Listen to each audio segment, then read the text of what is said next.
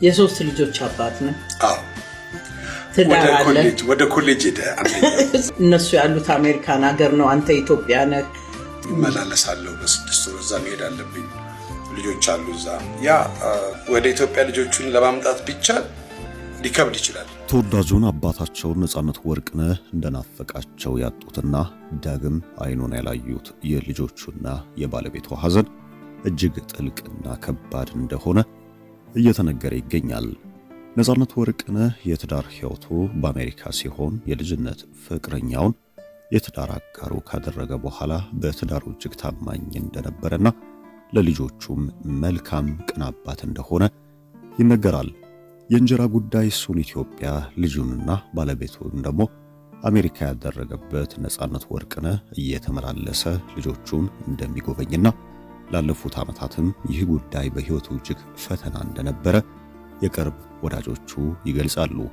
ነጻነት ወርቅነህ በአንድ ቃለ መጠይቁ ላይ እንደተናገረው በየ6 ወሩ ልጆቹን ሄዶ የማየት፣ የመቆጣት፣ የመገሰጽና ልጆቹ ያሉበትን ሁኔታ የመከታተል የአባትነት ኃላፊነቱን እንደሚወጣ የገለጸ ሲሆን ነገር ግን ልጆቹን በሚያገኝበት ወቅት ያላቸው ናፍቆትና ለሱ ያላቸው ፍቅር ሁሌም እዛው እንዲቀር የሚያስገድደው እንደሆነ ነገር ግን ለልጆቹ የነገ ሕይወት መሳካትና የግድ የእንጀራ ጉዳይ ሆኖበት ተመልሶ ወደ ኢትዮጵያ እንደሚመጣ ይህም በሕይወቱ እጅግ ፈተና ከነበሩ ጉዳዮች መካከል አንዱ እንደነበረ ይናገራል። የትዳር ሕይወታቸውን ከሚዲያ ገሸሽ ካደረጉና ስውር ከሆነ ሕይወት ካላቸው አርቲስቶች ተርታ የሚመደበው ነጻነት ወርቅነህ ልጆቹ እንዲሁም ባለቤቱ ለማህበራዊ ሚዲያ ቅርብ ያልሆኑ ሰዎች እንዲሁም በራሱ በነጻነት ወርቅነህም ፎቶአቸው ብዙ ፖስት የማይደረግና የማህበራዊ ሚዲያ መነጋገሪያ ያልነበሩ ናቸው።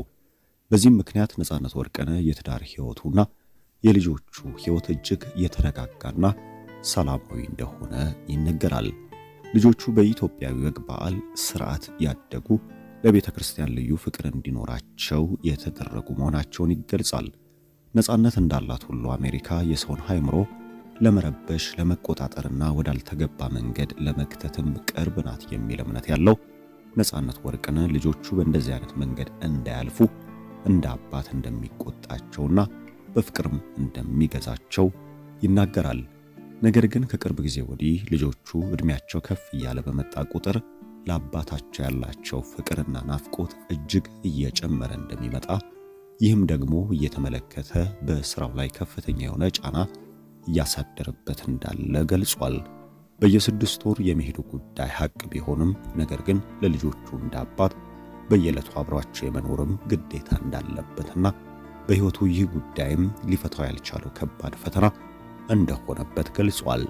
እሱ ካለው ገቢ አንጻር በኢትዮጵያ ልጆቹን አንደላቆ ማኖር የሚችል ሲሆን ነገር ግን ልጆቹ በአሜሪካ የተሻለ ትምህርትና የተሻለ የኑሮ ዘይቤን ያገኛሉ የሚል እምነት ስለነበረው የራሱን ሕይወት የፈተናና የተንከራታችነትን መንገድ በመምረጥ ለልጆቹ ምቾት እየኖረ ድንቅ አባት መሆኑንም አስመስክሯል።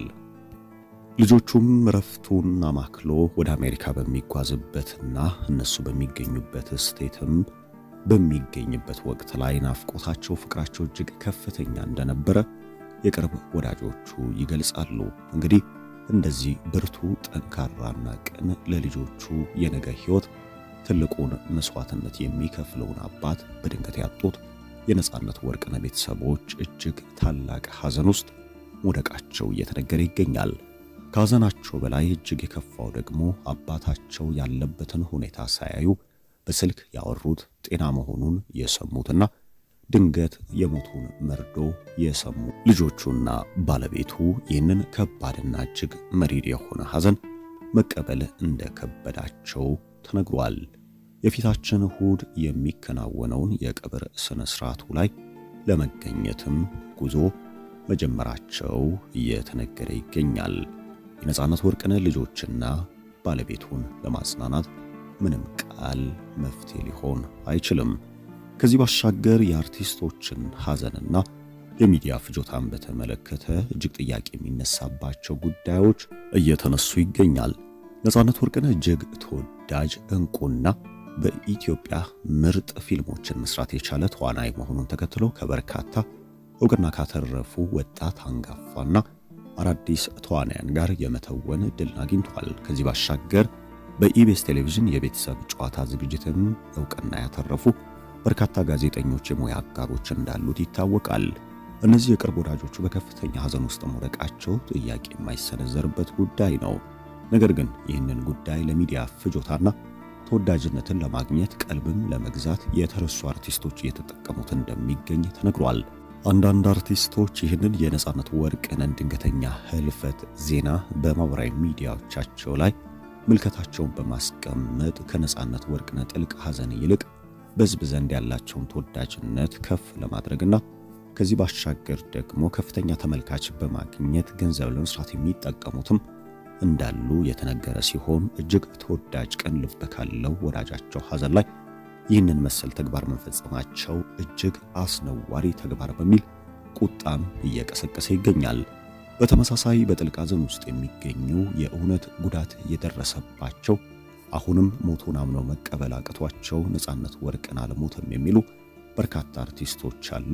በመኖሪያ ቤትም በመገኘት ጥልቅ የሆነ ሐዘናቸውን እያሳዩ ይገኛል። ለነዚህ ፈጣሪ መጽናናትን እንዲሰጥ እንመኛለን። ነጻነት ወርቅነህ ለሰው መድኃኒት እንጂ ለራሱ የሚኖር ሰው አልነበረም ይላሉ። በለጋስነት በሰጭነት በርካቶች ያውቁታል። የመቄዶንያ ገቢ ማሰባሰቢያ በነበረበት ዕለት በቦታው ከመገኘት ባሻገር የገንዘብ ድጋፍ ያደረገ፣ ከዚህ ባሻገር ለወዳጆቹ ለቅርብ አጋሮቹና ለልጅነት ጓደኞቹ ጭምር ድጋፍ የሚያደርግ ለቤተ ክርስቲያናት ልዩ የሆነ ትኩረት የሚሰጥና በእምነት ስፍራዎች ላይ የሚገኝ ለሃይማኖት ቦታዎች ግንባታም በረከትን የሚያደርግ ሰው እንደነበረ ይነገራል። ይህ ሰው ለራሱ ግን መፍትሄን የማይፈልግና ህመሙንም አውጥቶ መናገር የኢትዮጵያን ሕዝብ ማስጨነቅ የማይፈልግ ነበረ። በዚህም የተነሳ በተደጋጋሚ የህመሙን ጉዳይ በተመለከተ በሚደረግለት ቃለ መጠይቅ ላይ ጉዳዩን አለባብሶ ማለፍን ምርጫው አድርጓል። ስለሞቱ ቀድሞ ያውቅ ነበር የሚል አንድ ሐሳብ ተነስቷል። የሐሳብ የተነሳው በኢንስታግራም ገጹ ላይ የለጠፈውን ፎቶ ተከትሎ ነው። ይህ ፎቶ ለማስለቀሻነት ይሁን የሚል ይዘት ያለው ጽሑፍ ማስፈሩን ተከትሎ ከወር በፊት የነበረው ይህ ጉዳይ ነጻነት ወርቅነህ የጤና እክሉ የደረሰበትን ደረጃ ያውቅ ነበር እንደሚል ጥያቄን ያስነሳ እንደነበረም ተገልጿል። ይህ ጉዳይ በአንዳንድ የቅርብ ወዳጆቹ ዘንድም ትልቅ ጸጸትን የጣለ ስለመሆኑ እየተነገረ ይገኛል። ነጻነት ወርቅነህ በሕይወት ዘመን ቆይታው የሚጸጸትበት አንዳች ተግባር ያልፈጸመ ጸጸት የሌለበት ድንቅ የሆነ ሕይወት የኖረ ሰው ስለመሆኑ ራሱ ባንደበቱ ተናግሯል።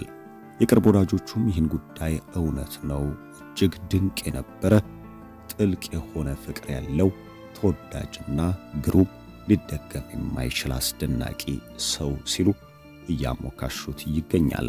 ለበርካቶች የሳቅ ምንጭ፣ ለበርካቶች ሳቅ የነበረው ነጻነት ወርቅነህ አሁን ደግሞ ለበርካታ ኢትዮጵያውያን የለቅሶ ምክንያት የሆነበት ነገርም መወደዱ በሰው ልብ ዘንድ ያለው ትልቅ ቦታና ለዓመታት እጅግ ክብሩን ጠብቆ በሚዲያው ላይ መዝለቁ ስለመሆኑም በርካቶች ያነሳሉ። ነጻነት ወርቅነህ የፊታችን እሁድ የቀብር ስነ ስርዓቱ እንደሚፈጸምና ቤተሰቡ ከአሜሪካ ኢትዮጵያ እስኪገቡ እንደሆነም ተገልጿል። በድጋሚ ለቤተሰቡ ለቅርብ ወዳጆቹ ፈጣሪ መጽናናትን እንዲሰጥ ተመኘን።